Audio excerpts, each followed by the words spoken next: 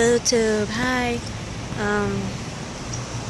I know I'm not currently in the car. The car's right there. I literally just got to the car not that long ago. I was dropped off and I got the keys from my mom. And yeah, so now I'm gonna attempt to recuperate a little bit. I had a slight appointment. Well, not really slight, but I had an appointment. And so yeah, I'm gonna recuperate as much as I can. It's currently like 10 something, so I have like 2.5 hours at most. And what you call it, I am currently doing a reaction rant to Supergirl, Crisis on Earth X Part 1. Now this is the 4-part crossover, which apparently first starts with Supergirl. Part 1 is Supergirl, and ironically enough, like, you know how when you look at the shows, the first one to show up is Supergirl on Monday, and then Tuesday is usually like Flash and Legends, followed by Thursday on Arrow. But apparently they did something different here. Apparently Supergirl's still the same. She's still the first one up, and she's the part 1 of the 4-part crossover, but apparently part 2 takes place on Arrow. So they brought Arrow in, I believe it was like the same day. They're both on Monday. All I know is that Arrow is part 2, and then Flash is part 3, and then Legends is apparently the last part. But anyway, this is Crisis on Earth X. I was very much looking forward to this crossover, because hello, Crisis on Earth X. I mean, come on. And I saw the pictures of people on set. We had like a Dark Archer. We had apparently someone named Overgirl, who obviously is the doppelganger of Supergirl. And it was already spoiled for me on the speedster that's there. But we also get to see a group of kind of like Earth X's version of Justice League. Hang on for a second. You're probably wondering why I'm currently outside. When I got to the car, when I was dropped off, I got my mom's keys, and then as I was sitting in the car, I saw a white car that looked just like the car that my mom's sister uses. And I do know my mom's sister tends to visit. And I was like, oh, that looks like her car. And it like drove past me like over there. And I'm like, I didn't get a chance to glimpse. And I was like, okay, maybe it's not her, because she usually parks on this side. But then like it came back again, and it slowed down behind my mom's car, and then it went over there. And I don't know where she is. I don't know if she parked like all the way over there, or she went around or something. I don't know, but I'm currently just trying to keep a lookout for her, because she's here mainly, obviously for business, because the company she works at, which is the company I work at, we sell the items that her company makes. So she's obviously here for a reason, but I don't know where the hell she is. And I don't know where she is. Where the hell did she go? But anyway, hang on. Let me pause this for a sec, because I think I might see her head. Hey guys, sorry about that. When I put you guys on pause, I actually did see my auntie. She was like all the way over there. Like, I don't know if you can see that shit. Hang on. She was like all the way over there, like past those, okay? And when I was outside, I saw a mop of highlighted hair, like curly, not really curly, but like curled up highlighted hair. I'm like, that's gotta be her, because the last time I saw her car, she drove all the way over there, and then I see a mop of freaking curly hair that kind of highlighted curly hair that looks like her, and I'm like, that has to be her, right? So I put you guys on pause for a while. I know it doesn't seem like a long time, because duh, I put you on pause, but it's when I put you guys on pause, I was like, I think 9:45 or something like that. It was like 9:45-ish when I saw her, and now it's currently 10:40 something. So it's been like an hour, because I hung out with her upstairs. I waited with her because she had to wait for her buyer and everything, and her appointment here at my work, it's like 10:45, and I waited up there with her, and I also had to guard her stuff because she went to the bathroom. But anyway, yeah, Crisis on Earth X Part 1. If I remember correctly, it started off with apparently on Earth X itself. And apparently it's like kind of crazy because I'm not sure if it started off with Earth X or it started off with the 4 shows in general, but we get like 2 separate scenes where I don't know which one came first, but I know one scene's where we literally see the characters from all 4 shows and what they're doing. Like, for example, The Flash is going against King Shark. Green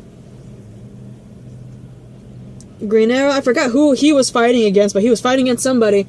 The Legends obviously were fighting someone in olden times or something. And then, if I remember correctly, Supergirl, apparently a Denominator. You remember those little aliens from the last crossover? Yeah, apparently a Denominator. Denominator. I can't even pronounce their names anymore. This is bad. But anyway, you know those aliens from the Alien crossover? Yeah, one of them showed up in her world. She's fighting it by herself. Wynn, Alex, and Jean are trying to like pinpoint what this alien is. Of course, Kara already knows what it is because she fought it when she went to Earth 1. And she's also dealing with the whole Mon-El shit happening.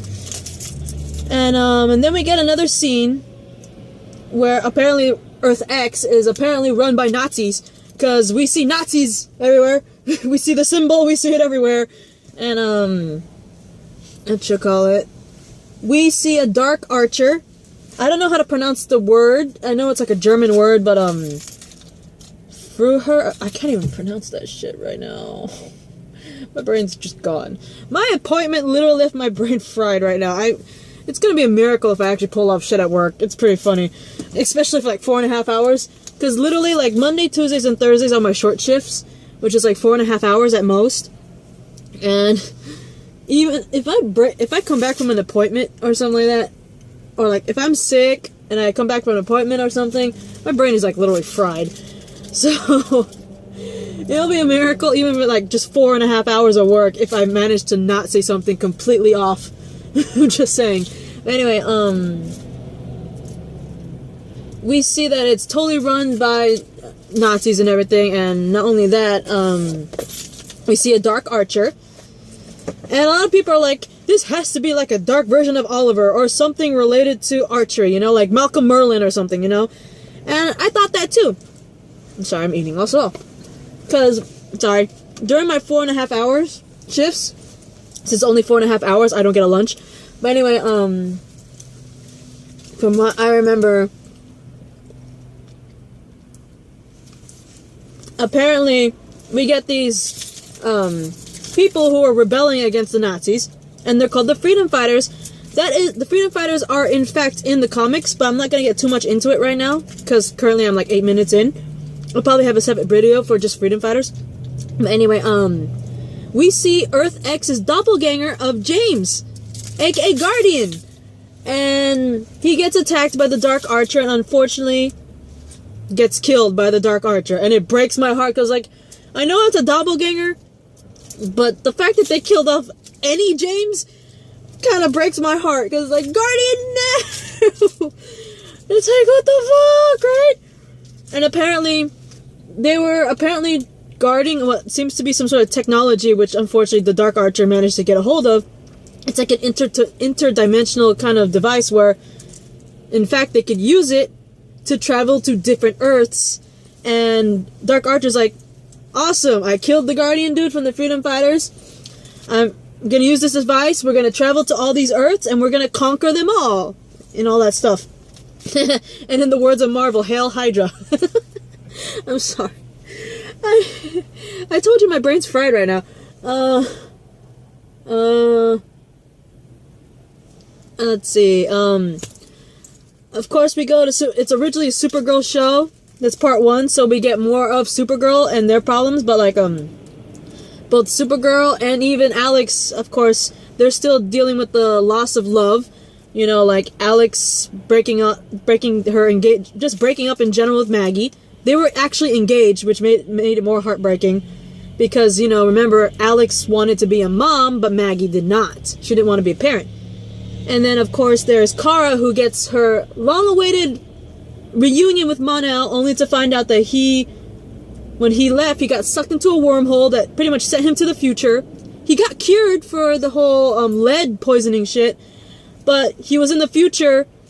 While he was in the future, 7 months for Kara and Team Supergirl ended up being 7 years for Mon-El in the 30th century. He got sucked into the 30th century, and it's been 7 years for him, but 7 months for Kara, and apparently he moved on and got married. So, yeah, broken hearts, I'm not surprised. So, you know what, like, Alex finds out that Kara ended up with an invitation to the wedding, to Barry and Iris' wedding, and Alex is like, why don't you go? You know what? Why don't you go and just escape all this with Mon-El? And apparently, like, the invitation was for her and Mon-El, because remember the last time Barry saw Kara is like that little crossover where Barry found out Kara and Mon-El were together. So in the end, you know, she ended up saying, you know what, I'll go. And then Alex ends up being her date instead of Mon-El, right? And so they end up going to attend the wedding. And during the rehearsal dinner, oh my god, the rehearsal dinner was actually very interesting. I thought it was kind of funny. You see them all interacting with each other, and you see freaking Mick Rory, aka our lovable heatwave himself, chugging down beers and like eating all free food. He's like, only thing good about the wedding is free food. Seeing some people just reunite with each other, it was really cute. But it was also cool to see like Kara in her, you know, Kara did with the alien invasion, she did meet a good amount of Earth 1's heroes from Flash, Arrow, and Legends respectively, but she didn't meet everybody, right?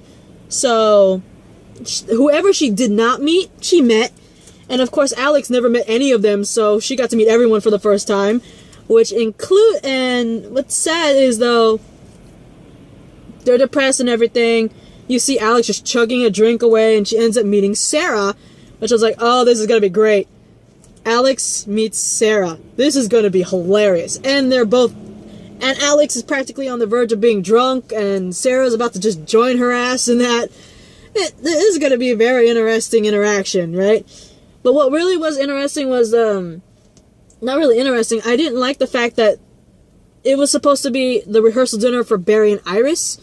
Although we did have some touching moments, like Joe's speech to Barry and Iris during the rehearsal dinner was just completely heartwarming, because he's basically told Barry and Iris, thank you for teaching me how to love. And I was like, that is the most beautiful thing in the world, and I kind of relate to that in a way, because in my life there is somebody who actually taught me what it feels like to be in love.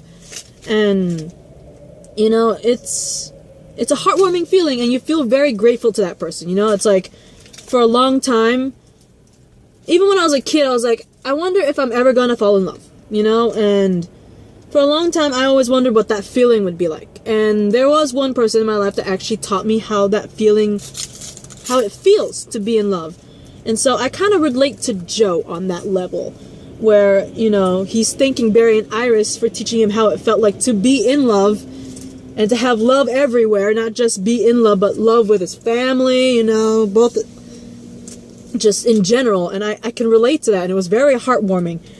But the one thing I did not like was the fact that even though it was supposed to be a West Allen thing, because it's their wedding rehearsal, there was a little bit of Olicity drama in the background, where, you know, Oliver, in the beginning though, before the rehearsal dinner, we did see like the ladies, you know, getting mani-pedis and all that stuff, and like Barry and Oliver getting suited up for their tuxes and everything. And you know, Barry was pretty much telling Oliver, if I can get the girl, so can you, right? And that pretty much reflected in the rehearsal dinner. And I noticed that I'm actually running out of time. I'll get more into it with that, the rehearsal dinner, and the rest of this episode in the next video. So I'll see you guys in part 2 of Supergirl being the part 1, Crisis on Earth X, part 1, which is the Supergirl one, because part 1 is on Supergirl, and this is part 1 of my video. So this is pretty damn funny. Part 1's everywhere, right? So I'll see you in part 2. Bye. And as you can tell, I'm actually trying desperately hard to act all happy right now, because I'm in moral pain. Bye, guys.